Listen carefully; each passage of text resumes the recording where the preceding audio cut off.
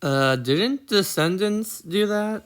Hello everybody, I'm your ghost with the most and your fabulous host Luke here, and today we are talking about Disenchanted. Disenchanted is the sequel to Enchanted, and Enchanted is a movie that came out 15 years ago. To be honest, other than Encanto, this is the first Disney movie I've been interested in watching in years.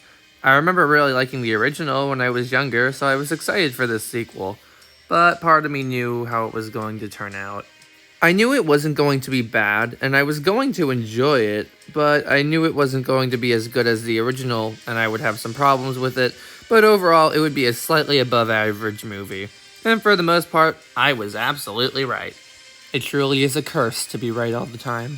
Disenchanted is a good movie, but I have some problems with it, so let's talk about them since I love to complain. Also, it just now occurred to me that this movie is called Disenchanted.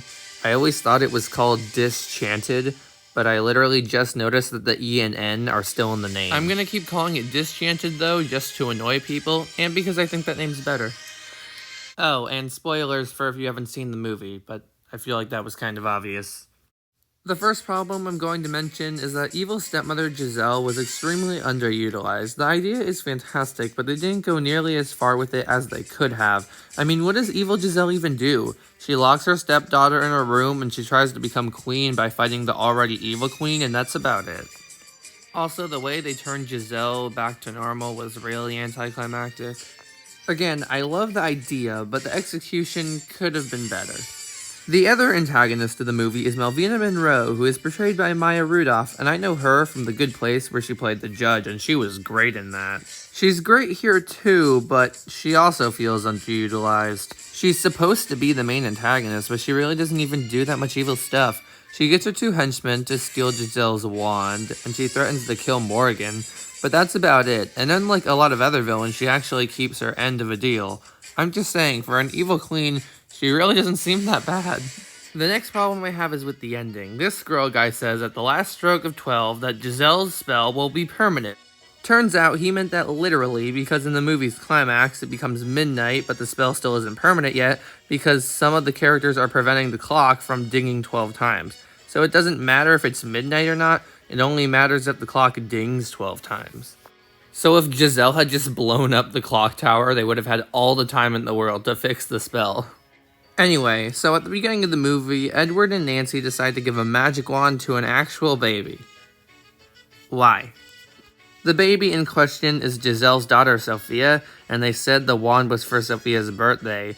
Sophia is an infant. She won't even know how to use the wand, and even if she did know how to, I feel like giving a magic wand to a baby would be a bad idea. Wouldn't it make more sense to lock the wand in a safe until Sophia turned 18 or something? Also, Sophia does literally nothing the entire movie. She's not even a plot device, she's just there for some reason. You could argue she exists for the reason Giselle ends up with the wand, but Edward and Nancy could have just given Morgan the wand and Giselle could have just gotten it that way. Anyway, Edward and Nancy said the wand can only be used by a true Andalasian or descendant of an Andalasian or whatever. But in the climax, somehow Morgan uses the wand just fine. Morgan is not from Andalasia and is not Giselle's actual daughter, so she has no connection to Andalasia whatsoever. They explain this in the movie by saying Morgan is Giselle's real daughter because they love each other that much. And okay, that's cute and everything, but it still doesn't make sense. Also, apparently the wand is still usable even after it was snapped in half, so what was the point of even breaking it in half in the first place? Another problem I have with the climax is that Morgan's wish doesn't really make that much sense. She wishes that she was home with her mom, but how does that undo Giselle's spell? It's not like Morgan wished that everything would go back to normal or that Giselle's never made her spell. She literally only wished that she would be home with her mom. So how did that undo the spell? And after the spell is undone, we never see the scroll guy or the wand again. What happened to them? Did the wand get destroyed? Did they give it back to Nancy and Edward? Where is the scroll guy? I need answers, goddammit, Disney. I promise, this is my last problem with the ending of the movie, but I thought the climax was going to be way cooler than it actually was. The trailer made it look like the climax of the movie was going to be epic, but in reality it was just okay. It wasn't bad, but it was nothing special. I'm also not sure why clips from the climax were in the trailer in the first place, but I guess it's just the world we live in nowadays. Also, the trailer made it look like Giselle was going to be way more evil than she actually was in the movie. Just thought I would point that out.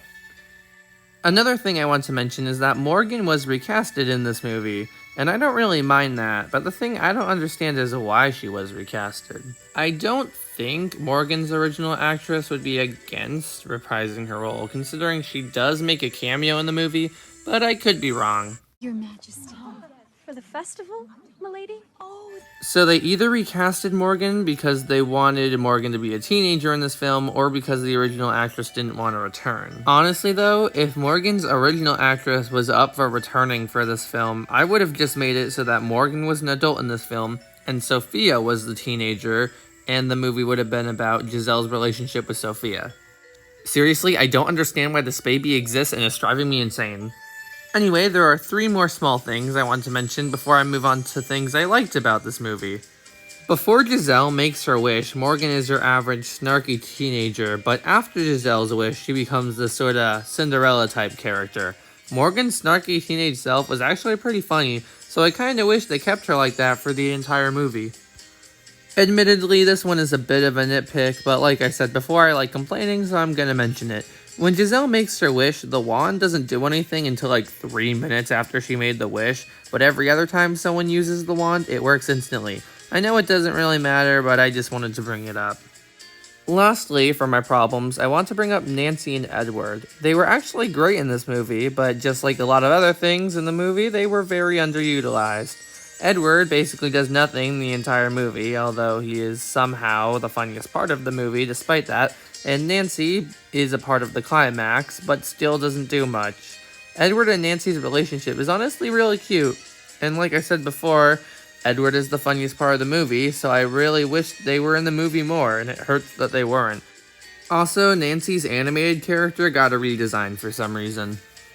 That's it for my problems, so now let's move on to the things I liked. The acting was good, and the animated parts were well done. A lot of the songs are absolute bops, Batter being my favorite. What can I say, I love a good villain song. Go climb a beanstalk. I don't know why, but the way she delivers that line scares me. Pip surprisingly wasn't that annoying. I thought he was going to be very much a nuisance throughout the movie, but he really wasn't that bad. I absolutely love the concept for this movie. The execution aside, the concept is amazing, and even the execution wasn't even bad, it just could have been better. Oh wait, this is supposed to be the positive section.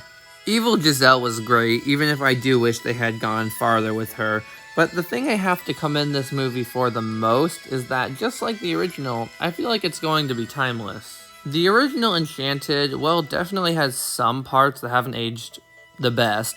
For the most part, it has held up pretty well and doesn't feel that dated. And I can say the same for the sequel. Disenchanted has no annoying pop culture references or anything of the sort. Although every time Giselle said minions, I thought she meant like the yellow men from Despicable Me, but I knew she meant minions and like henchmen, but it was still distracting for me. So, overall, Disenchanted is a fun movie. It has its problems, and I don't think it's as good as the original, but it's still a good movie, and I recommend it if you like the original.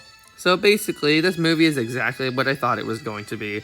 It's fun and not bad by any means, but it has its problems, and it isn't as good as the original, but it's a good movie nonetheless. I just really wish the climax was as good as the trailer made it look like it was going to be. Well, anyway, I have been your ghost with the most and your fabulous host, and thank you for watching.